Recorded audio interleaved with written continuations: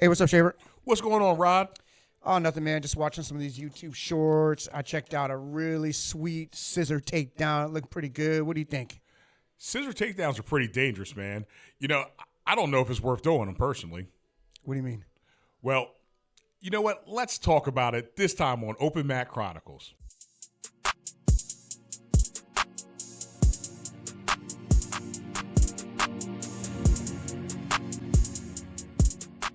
All right, you guys, welcome back. Once again, another episode of Open Mat Chronicles. 1865, Rod here. We're coming at you every Wednesday. And as always, we got Schaefer in the house. What's up, Schaefer? What's going on, everybody? Schaefer's in the house. Another episode of Open Mat Chronicles. And yeah, man, we're here. We're talking about some stuff today. This is those things that it looks good. It makes you feel good sometimes when you do it. But man, if you're on the receiving end, you probably don't want this. You don't want this in your life. What are you getting at specifically? Man? All right, so we want to talk about some moves that we think are just really dangerous in Brazilian Jiu-Jitsu or submission wrestling or whatever you want to call it. And these could be some career enders, man. This could be the kind of stuff where it looked real good on paper, and now you don't want to do jiu-jitsu anymore. You know, you said submission wrestling, right? Yeah, submission wrestling. I got to shout out my buddy Jim West from MMA Gold. Yeah, Aspen Lads coach. I saw him in the gym. I run into him a lot in the gym. Right. We work out at the same place, but it was cool because we were talking jiu-jitsu. He goes, yeah, I don't even call it jiu-jitsu anymore. I call it submission wrestling. I'm like, that's it, right, man. I like man. What you think? That's what we said shout out a to long time ago, right? It's like, is it BJJ? Yeah. Is it American Jiu-Jitsu now? Yeah. Is it just submission wrestling? You know, it's like it's all under the same umbrella. It's all about bending people in the wrong direction and cutting off blood flow. So he's actually under Maxwell, Terry Maxwell, which is under Casio, so it's the same lineage. Same lineage. Yeah. And lineage matters. Watch out other episode. or maybe not. I don't know. Well, like I said, whatever floats your boat, whatever blows your hair back. But how do you want to get this one started, man? You want to just talk about a bad experience, something we've seen, and we go, oh, damn, that was terrible. Like, I've seen those. I've heard those. Unfortunately, I've been a part of those on the giving and the receiving end. Yeah, you have actually. You had a couple. I mean, I wanted to title it at first like top, 5, but there's really more than 5. Yeah. There's some moves, and look, I don't want to say that you should never do it, but I just, in my opinion, some of these, the risk maybe outweighs the reward in a training situation. I don't know if you're competing. I think that might be a little bit different because when you're competing, you're signing up for like basically – I'm not putting my health and well-being in the hands of this guy being a nice guy. Exactly. I'm expecting him to be as mean as possible. If he's not as mean as possible, cool. But I'm setting my default on he's going to try to break everything, right? So he's going to be like Ivan Drago. Must break you. I must break you. Yeah. Or even worse, if he dies, he dies. Yeah, and that goes back to the bad part about training like it's a freaking war in your training session because I may have it. Let's say I'm coming at you like it's Abu Dhabi's. Yeah. But my training partner's just chilling. It's not really fair to him, right? So you're saying I didn't sign up for this. Is this? We're talking about me again? How I'm always chilling. You're chill. And everybody tries to kill me like I stole their money. Yeah, it's like you didn't sign up for that. But when you're in a competition, you did sign up for that. That's true. Right? So that's true. Some of these moves are going to be more appropriate for competition setting, in my opinion. That's kind of what I'm thinking this episode is more about. I totally understand. All right. But So we're not saying this is a definitive list.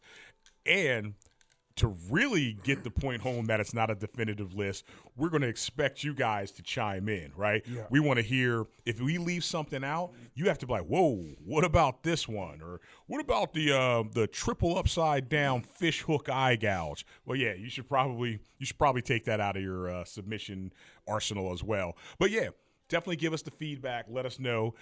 And do that, of course, after you like, share, and subscribe. But check it out, Rod. You want me to start one? Or you want to start one? No, go ahead. Oh, go ahead, man. go ahead. Okay. What you got?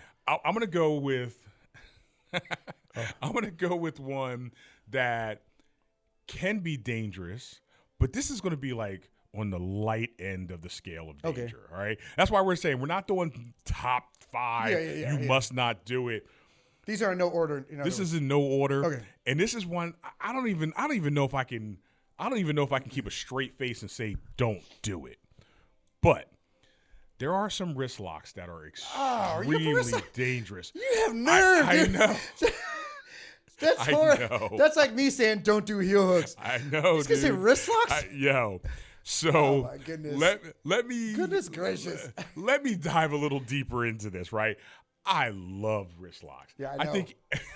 I think everybody should be doing wrist locks after blue belt, okay? But there's a couple ways to do wrist locks that are in some places they're illegal. Like in some states they're banned. No. So usually a wrist lock, you get the thing, you gooseneck, you bend it down. But a lot of places they won't let you do the wrist lock if your hand is straight back like this. They don't want, especially if you're putting all the weight and pulling back on it. You can't go that way in that direction, right? Yeah. There's places that won't let you do those wrist locks. I personally do them, and you know, go backwards. Man, I'm mean. Yeah, of course I do. I do it because are you serious? Learn to wipe your ass with your other hand. All right. Dang, dude. Yes. I thought that was illegal though. You couldn't do that at all. I mean, maybe. I don't know. Are we talking about illegal moves? Or are we just talking about moves? No. That's akin to like the toe hold. You know how you call it the twisting foot lock, right? The toe hold. You know how they always say big toe to the butt, so you're going in that direction. Yeah. But if you spin the other way, you're heel hooking. Dude, that's all bad, dude. Yeah. So look, I never go the other way. Here's the deal with that wrist lock. All right. So it's a very effective wrist lock, and in fact, it's one where I did get hurt before because I did something that they always tell you not to do. You know, I'm defending. I'm keeping the guy in my guard. He's up high. I put my hand on his hip. Oh, you did that. That's not you. You did. We did. Remember that song? Yeah, that's not you. Anyway, I put my hand up on his hip, Wrist and he dipped. Elbow on the mat? Yeah. And, and it was terrible, man. Like, he jacked up my arm. Like, my elbow felt like it dislocated. My wrist felt like it was, like, shattered. Blue belt? It's definitely over a blue belt. I mean, I might have been I'm probably a blue or purple. But, dude, I got most of my injuries, I think, when I was blue and purple. Blue and purple. I was just going crazy. Yeah. And it was good. It was a dumb mistake on my part. Yeah. I suffered for it, but that's one of those things where you do it once, you never do it again. I've learned my lesson. You'll never do that again. But as far as wrist locks go, it's a really good one, man. Sometimes somebody's like trying to grab you from behind or whatever. You can get that arm, you lock it in place, and you just start folding that back with the four fingers. It's a good wrist lock, but it can be dangerous. It can cause a lot of damage. Okay, so having said that, would you use that wrist lock in practice going back? You would still? I still do. Man. I think I wrist locked somebody like that the other day. I still think wrist lock. I don't think you're going to injure anybody that bad unless you really explode and hit it hard. Yes, so that was also where I was going this, because I remember people complained about me wrist locking. Like, I showed up, came to California, started wrist locking everybody, and you know, I had like some upper belts who were complaining. I said, "Look, man, can't complain about that. You wrist locks became legal at blue belt. Yeah. You're a damn brown belt. Get over it." You know what I mean? Like, get over it. There's another way also to do a wrist lock, which is pretty bad. If you do that same gooseneck, but you first twist the hand, you kind of turn it and then dip it down, dude, that'll shred their wrist. It's all a matter of, like, how you attack it, though, right? If I go at it and I go, I'm going to cripple this guy, I'm going to hit him as fast and hard as possible, then yes, you're being a douche and you'll hurt somebody. But that was my low-level dangerous move. It's the first new dangerous move you can have as a blue belt. So what you got, Rod? Okay, so I got a lot here, but let's just do something that is obviously this is a dangerous one. We're gonna do like scissor takedowns. Those are very dangerous, man. You blow your partner's knee out, basically. So what do you think about, like, how would you feel if you were gonna do a growl and the guy tries a scissor takedown? Oh my God. Well, bro, it's gonna turn into an MMA fight. Yeah, like, he tried it Or he got it. Let's say he gets it, but like he didn't do it quite right. He didn't execute it just flawlessly, and it freaking hit your knee. Oh, your knee snaps back and pops a little bit. I mean, if it happened, it's too late to do anything about it. But should he be doing that in class? He should absolutely not be doing it, right? And you know what's really crazy? Like, you'll get some lower belts. They'll see something cool on YouTube, and they're like, oh, shit, that's the move. Yeah, not knowing what it is. But I think, quite honestly, for years now, people have been talking down about the scissor takedown. They're like, I think there's a lot of stuff out there saying, don't do it. Now, I guess there's still places you can go and learn it and see it, but oh my God. They watched, like Gordon Ryan doing it. He does it so fluidly. It just looks very safe the way he does it, but he's just so high level at it. He's doing it such a smooth execution. It is kind of smooth. Doesn't look dangerous. Yeah, but we're not good. Gordon Ryans. Right. But it does look good. You're right. You go in there, that kind of hits the knee, spins right to a heel hook. Damn, that's. So don't do them. Consensus. I don't know. Maybe we should let him do scissor takedowns. No, I don't think we should. Okay, it's like don't do scissor takedowns. No. Don't do scissor takedowns. But you must see a bunch of white belts like going. Bro, look at our all right, white there is belts no now. But. You're right. There is no but. They're going crazy, dude, on their takedowns. Now imagine throwing scissor takedowns in the mix with that. All like half the white belts in the school gone. will disappear. Oh man.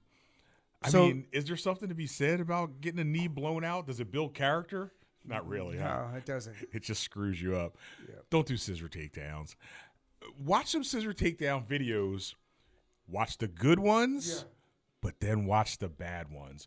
See the actual damage caused by scissor takedowns. There are plenty of videos out there where basically you're like, oh, shit, this is going to look good. And then all you hear is a loud pop and a scream.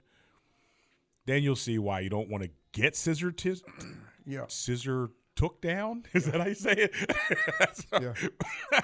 You don't want to get scissor took down, and you don't want to scissor take down anybody because it's just not worth it. Unless, what if you're in a competition and it's allowed? Oh yeah, in a competition it's fine. Damn. But like in training, like there's just a lower percentage for error, basically, or there's a higher percentage for error. Right? So how do you train it? I know I was going to ask you that. How do you, right? I guess you have to find somebody that's also working those moves and is looking to compete and is okay with it. Yeah. But if you're just rolling with it, like slap hands, hey, you want to roll, and you try to scissor takedown them, that's all bad. I think the way you train it is to say, hey, listen, we're going to give each other the optimal position so that you can execute this move. Yeah. We're not doing it live. We're doing it as a drill. And then when you do roll live with the other people in your school, even though you've been practicing the scissor takedown, under these ideal conditions, don't just slap it on. Oh, yo, this guy, he's in for the trial class. Watch this. Yeah, don't be that guy. Okay. All right, moving on. Let's go to the next one. Because this is one that you have had some personal experience with, having been done to you. Yeah. We all have, actually. It's very common. Right? You roll with that first day one wrestler guy. Neck cranks. Yeah, neck cranks. What do you think about neck cranks, man? Should you be doing neck cranks in the school? Well, should you want to talk about it? Should you go for neck cranks as the actual submission when you're training? I'd probably say no. Like, how many times have you heard guys get caught in a rear naked choke and they go, all you hear is, "Hey, that was more of a crank." Man. Yeah, that was I tapped because it was a crank, not because it was a choke. And I get that, right? So I've shared before. I had like a chunk of bone broken in my neck from what was ultimately a neck crank. And it was a kesekatami. It was the judo sit-out. And then from that sit-out position, he's pulling on the head. He's that's a straight-up neck crank. Yeah, it's a neck crank. Yeah. Well, tough. Because some neck cranks are just maybe a poorly executed choke. No. They're trying to do a jiu-jitsu move, but it's not quite right, so it turns into a neck crank. Right. But that one, you're talking about a kesekatami sit-out, pulling up your neck. That's like doing a can opener, dude. That's basically a can opener. Pretty bad. That's a straight up neck it's from the side. So, and that's the crazy thing, right? Neck crank. It's like a neck crank where it's pulling your head to the side. Yeah, that's a deliberate. Those are terrible. Yeah, that's pretty rough. Yeah, it was rough, but I mean, I just broke my neck. Oh, that's okay. We're rough and tumble kind of guys, man. I was trying to escape, and to be quite honest, I wish I had tapped. Yeah, because he was putting slow, steady pressure, and I'm like, no, black belt.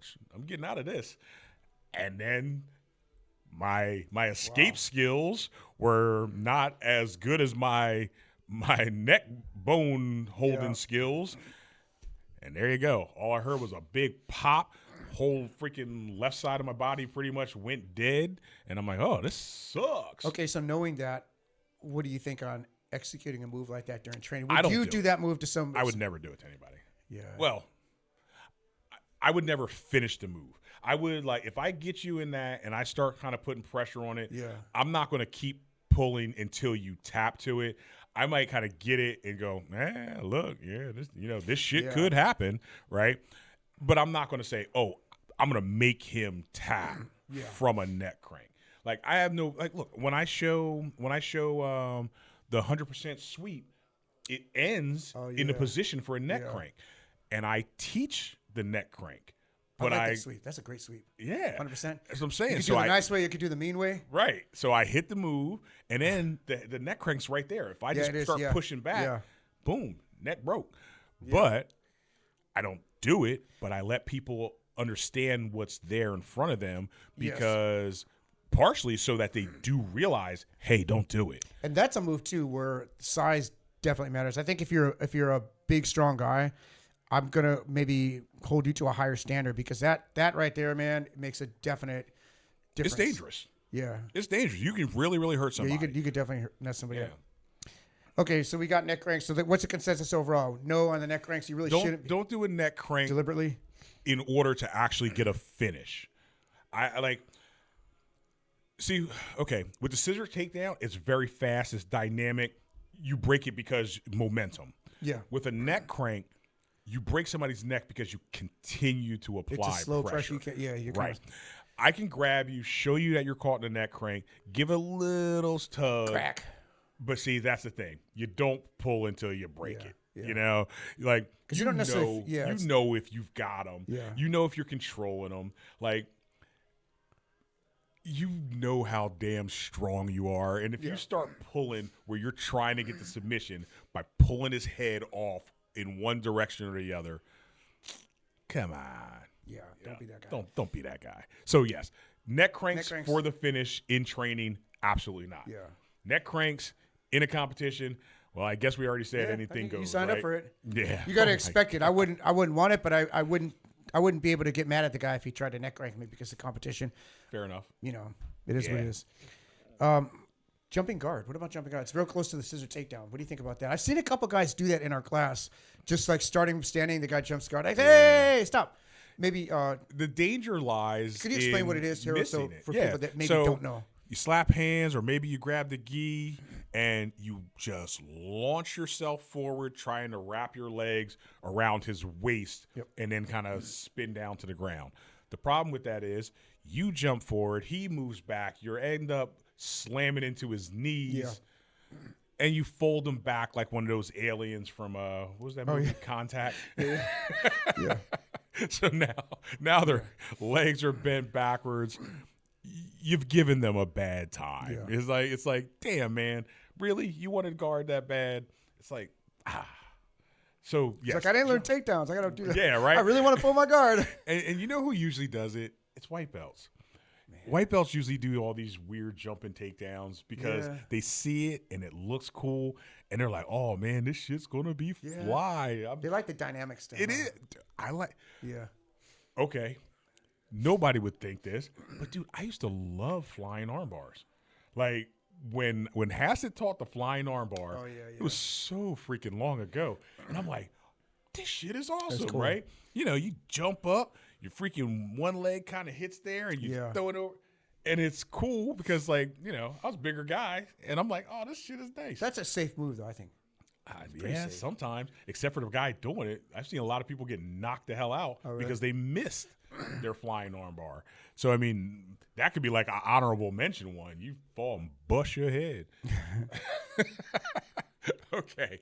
So, because I'm giving these, like, you know, with the wrist lock and some of the other, this next one, and again, it's not like the most obvious dangerous move, but I'm going to add it because this is another one that I've been privy to. So I do this occasionally to people when I'm rolling, and I always tell people, if I do it to you, I'm probably only going to do it once so that you actually recognize that it exists. Then I'm probably never going to do it to you again, right?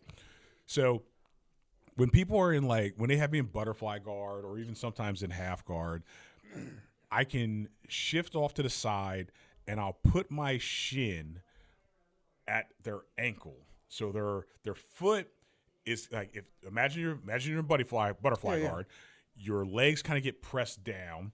So your foot is flat against the floor. The ball of your ankle is up. I'll put my shin right above the ball of your ankle. Oh, yeah. Press down with my shin, pull up with your foot and your leg, and that causes so much braking force at that angle. Well, one time I actually broke my buddy's leg that way, and I felt terrible.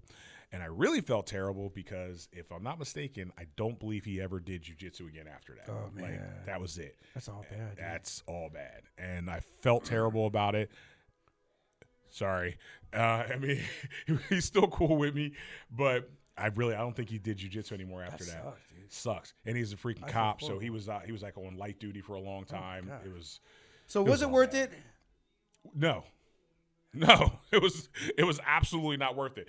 It's one of those things. It's like, you know, some things, if I could take it back, I take it back. Yeah. Dude, if I could take that back, I would freaking take that back. I wish that I'd never done it. And it was just like, damn, it was just another move. I didn't think it was going to go that route. So it can be dangerous. Yeah. Having said how dangerous it is, I still do it a lot of times, but never to the point of submission again. Yeah. I'll ride my shin across that bone, and I'll hip in, and I'll kind of give it a little tug, or sometimes I'll just sit there because I know it hurts, right? And it's just like the pain, like you can kind of see it in the guy's eyes. Yeah. And they're like, oh my God. And then I go, you see what I can do here? Yeah. And then they go, yeah, I do see what I can do here. And I said, I'm never going to do that to you again. Yeah. But here's the thing. Somebody else could. If you're in a competition, they slide over, grab it, and just, boom, grip it and rip it. Man, the lower part of your leg just shatters. Ugh. That one sucks. Yeah. That's how we have Uso. He's got some sharp shins. Yeah. At least it's not going to break your leg, but it hurts so bad. So it trains you not to leave your leg out there. Correct. So thank you. Everybody owes Uso a thank you. Yeah, exactly, dude. So, but again, if he grabbed that foot in the leg and he jammed it down, you're going to have a bad time. So, yeah. But it's not so explosive. I think you have a chance to react to that. So I wouldn't put it up there like with the scissor takedowns and that, because a lot of that's the fault of the other guy. Like, didn't you defend that? Like, you should see that. You should get your leg out of there. Especially don't let him reach around and grab it. Yeah. So I get it. But sometimes I also say the other guy could have maybe been a little bit more it can be hard to get out of. It can be. Like, it's once you start digging it, like if I'm really putting pressure down and trying to hold you in place, then it starts, because I've just got your foot and your knee, and then everything's on that one extremity. It's like you can't kick it straight. You can't, like, it's kind of hard to get out of sometimes. So but it's kind of like it's a slow move though. Okay. Yeah, it's just like the neck crank. It's slow. It's deliberate. Yeah. So don't do it to excess. Don't do don't do any move that you can kind of take your time with in training and just purposely keep going until bone failure. So I wouldn't put that one on the list, even though it could really hurt somebody, because you could do that one slow and it's not going to necessarily break the guy's leg. If you can make him tap probably, just with the pain, because I know, like I said, man, Uso will make you tap. Well, not anymore. I mean, but at first, if you don't have those tough shins, like a wipeout, or when you first start, they're going to be tapping just from the pain. True. You know what I mean? So So it's not explosive. It's not something that It's not will explosive. quickly destroy you. Yeah, it's not. Yeah, well said. So, which leads me to one that I used to do and I stopped doing it. Is that kind of like jumping up knee bar from Z guard? Yeah. It's just dangerous, man. It's dangerous to the guy. I mean, because unfortunately with that move, you have to hit it hard, dude. You got to hit it quick. You scoop under and your whole body like shoots up to where like your head's on the ground, your butt's in the air, basically. And you slam against the knee. Hyperextending against his knee. I mean, it's super effective, but there's a high probability that you might, pop the guy's knee or hyperextend his leg. So for those reasons, I really shouldn't be doing that. Like, why do I need to do that in here? Dude? It's like, I got my sub, man. Sorry about the knee. That's true. Like, that's strictly a competition move. You catch a guy, maybe he was not paying attention for a second. Wham, you shoot up and you hit it. Yeah. But in here, you shouldn't be doing that. No way. So really, it seems like it's the moves that take a lot of momentum and that cause like impact that you should really be avoiding. Like if you got your entire body being thrown at one joint at like with momentum behind it, with like you momentum. Said. You should probably not do those moves. Yeah, that's probably a pretty fair assessment. I mean, that's like people in freaking martial arts, they do an axe kick, and it lands on your collarbone. Oh man. And I remember that happened to me too, because we're sitting here, we're doing some MMA. I think we're doing light sparring. This Joker threw a fucking axe kick at me. Oh my gosh! I'm like, dude, serious. and he freaking dropped it on my collarbone, and I was like, well, obviously you're good at this whole throwing kicks thing. Yeah, more power to you, but damn, dude, yeah, that sucks. Okay, what about So don't do that knee bar anyway. Yeah, that knee bar can do some damage. Yeah, it's a good knee bar though. It's a good knee bar, but there's like a million other knee bars you could do, right? There's a million. Still want to get your knee bar fun in. Don't do it in training. Yeah. Okay, so what about I was thinking about like a steamer locks. I have a kind of like mixed feeling. I think they're definitely a good little counter if you want to doing a steamer. You just can't do them. You can't hit them hard and quickly. And unfortunately, like if you're in a training situation and you try to steamer lock me slowly, it's like, good luck, dude. It's never going to work. Right. But if you hit it quick and fast, like, it's going to work on me, but you're going to break my ankle probably. So you don't have a lot of that middle ground. So they're hard to really, I don't know. I'm kind of have mixed feelings on the steamer lock. What are your thoughts on those? Yeah, so I like them, right? And I don't feel that they have to be very dangerous. But again, it does fall into that. How fast and how explosive are you attacking your submissions, right? If you're in training, this is why we keep preaching this whole 70%, thing. It's like, if you're in training and you slap on in a steamer lock, you're right. If you don't kind of hit it hard and fast, you can get away from it, right? Oh, yeah, you can get out. So then you go, like what the hell with that? I'm going to hit it hard and fast. And then you snap somebody's got me, ankle. all right. Right. Dude, I saw this. It was Instagram. No, it was on YouTube, a little short. Mm-hmm. And it was clearly like a competition. So the guy was competing in his defense. But you could tell that the guy on the bottom was just kind of like, he wasn't that like hardcore. Okay. Right. To me, he looked like a hobbyist that was just having fun, going to do a little local competition. So he was playing around with K-guard. Oh. And then the other guy on top was kind of frustrated. And he's like, he grabs the foot off and just steamer locks the crap of it. And the guy on the bottom who had him in K-guard, it totally blew his knee out. It blew his whole inside of his ligament. He's wreathing in pain. But here's the funny thing. All the internet was saying, man, what a douchebag, dude. You're going to do that in competition. Like, really? Like, it's a little competition. You're going to rip the guy's knee out for that. Like, so it was just interesting that even in a competition setting, the crowd was against the guy who did it. It's like, dude, you're like way too much. Like, you didn't have to do it that hard. So, I don't know. I mean, it's one of those things, though, right? He signed up for it, because if we want to go, here you go. Here's my next submission to this whole thing. Then, if depending upon what tournament you're in, it's allowed, and I think you should definitely not do it in training. Slamming your way out of things. Like if somebody, they set up a triangle, you rampage Jackson their ass into the freaking mat. So you think that should be allowed? In a competition? Yeah, I think it should be in a competition. But once again, we're talking like in training, you can cause a ton of damage. Like if you actually lift your buddy up and slam him. But see, then I go, well, if we're talking about slamming, what about just a suplex? You're a wrestler. You grab the guy and you take him from the penthouse to the basement. Yeah. It's a good takedown, right? Like a really good wrestler or a judo guy too, can introduce you to the earth in a very intimate way where you don't want to get to know the earth that way. It's like you get slammed hard enough to the ground, fight's over. But I would say this, at least those guys know how to slam you. They're not going to dump you on your head typically. But I mean, they have good technique. They're gonna. If you're up in the air and you're coming down, you have a part to play in this too. You start moving around, you turn the wrong direction. Like I'd rather get slammed by a judo black belt super aggressively, than just body slam. Like if I'm trying to go and he just pick it, because he's not really. That's not really any technique. He's just physically trying to pick me up and just slam my head. He's not worried about my head. He's not worried about your. With a judo guy, just years of training, he's trying to get you to fall on your on your traps, the back of your your body basically to absorb it. Because also if you're kind of removing these rules for competition's sake, you got to remember why the rules are there in the first place, because now you're going to have fewer people competing. For sure. Because you still have to protect your athletes. Right. You're going to have way more injuries. You can have 2 more injuries that are serious injuries that are just going to lead people to say, I don't want to do this anymore. So, I mean, because otherwise you'd have in MMA, you just punch them in the back of the neck or the back of the head or whatever. Yeah, it's a lot of stuff it's not illegal. It's illegal for a reason. It's because it's competition, right? It's a sport. Right? In those instances, it's not a sport. We're not like in the Coliseum. Not a freaking Kumite. Yeah, like or Pontius Pilate, man, King Herod. You're not putting him out there and saying, okay, 2 man enter, 1 man leaves, right? Yeah.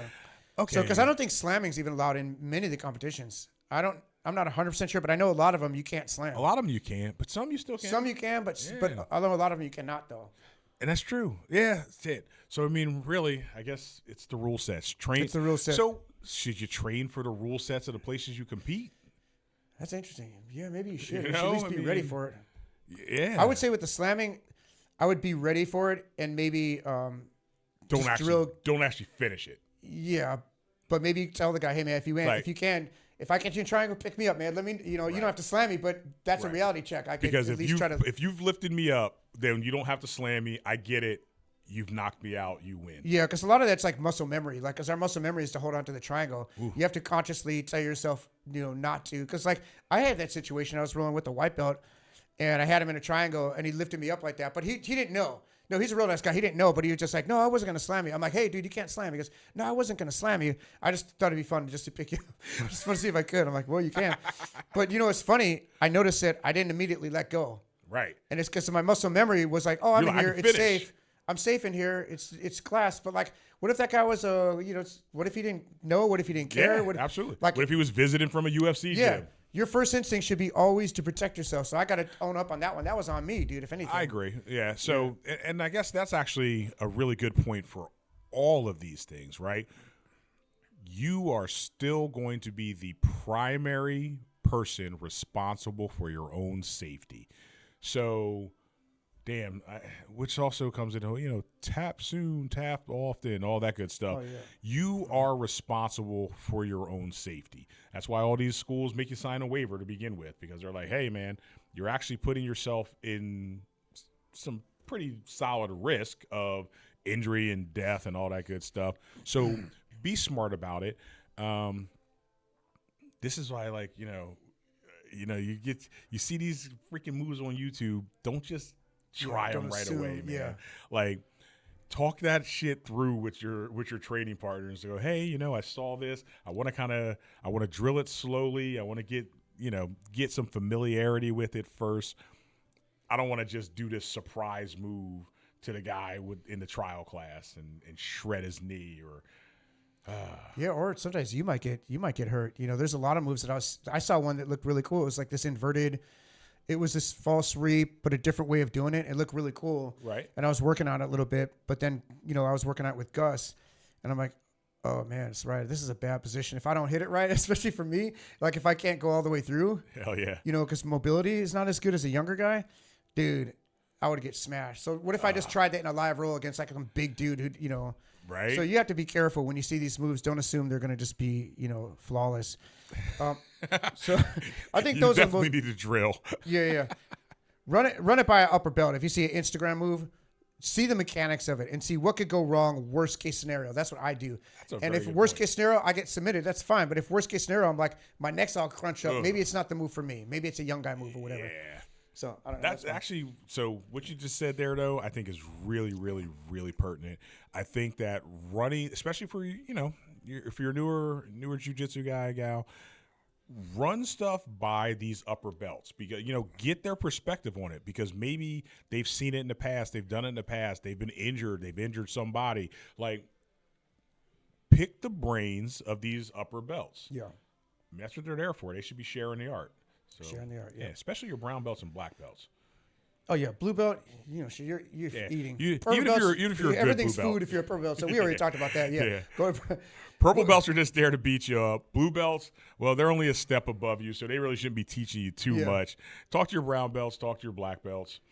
Not that we're saying some of these other guys aren't really good. Belts have a wealth of knowledge. They just don't want to share it usually. That's true. Because I'm in the taking mode right now. Right. I don't blame them. Me either. Me either. You got to eat, man. You got to eat, man. I got to eat. All right. So, yeah, I mean, this obviously wasn't some this is the definitive list of moves no one should do. No. Not even. I'll also say these are the most egregious, I would say. Yeah, and I'm not even saying wrist lock is most egregious. Like I said, I threw a couple in there that I'm just showing you they can also be dangerous. But fact of the matter is, any of this stuff can be dangerous if you do it like you're an asshole, right? If you're going out there with the intent on blowing something out on your partner or hitting it at full speed, it could be dangerous. Yeah, I'm curious to see what the community has to say. The community, right? Because the community I have to say. Maybe you guys love scissor takedowns, and you're like, dude, we do scissor takedowns all the time in my school. Tell us about it, and tell us why you think it's okay. I mean, we might have missed some too. So put something. If you found one or thought of one that we didn't say, put it in the comments. I'd like to hear it. There is one that we didn't talk about, but I purposely didn't want to go there because it would have opened up a whole can of worms. Right. I think what I didn't think it was that bad. Personally. I know, but maybe that's another episode. Watch, somebody's gonna put that in the comments. Hell yeah, right? But anyway, I don't know. You want to share it with them? No? Okay. It's gonna open up. It's gonna be a whole conversation. That's why. If you want to know, ask us in the comments, and we'll put it in the comments. And we'll have to do an episode on that one. Yeah, we got to show. We might have to show the video too. I'm sure they can figure it out just based on that. But I think it's video, right? Oh yeah, there's video that exists. All right, we might have to put that on there too. Yeah. All right. Anyway, listen, everybody. We definitely appreciate you listening to us on our little bitch session here because we weren't even really complaining. No, we weren't complaining. We're trying to just warn the lower belts. There you go. Not know, right? It was a public service announcement. Yes, share this with a white belt. Public service announcement, and but this all really rolls into the saying, right? Be safe, have fun, and learn something. That be safe part, man, it really is important because it's going to allow you to have longevity in jiu-jitsu. So you do have to be safe, and being safe means being safe for yourself and for your training partners because you don't want to hurt them because when you put out a good training partner and they don't come back, man, that shit will be missed. Like it does, man. It is, seriously. So other than that, what else we got for him, Rod? I think that's it, man. We covered everything. Well, not everything. I'm waiting to see what the comments say. Yeah. We could cool. discuss it, but then other than that, people, make sure you keep on training. Don't give up. See if you can love jiu-jitsu as much as I do. Maybe even more one day. I don't know if you really, really love it. But until next time, we'll talk to you later. Be safe. Keep training. Us.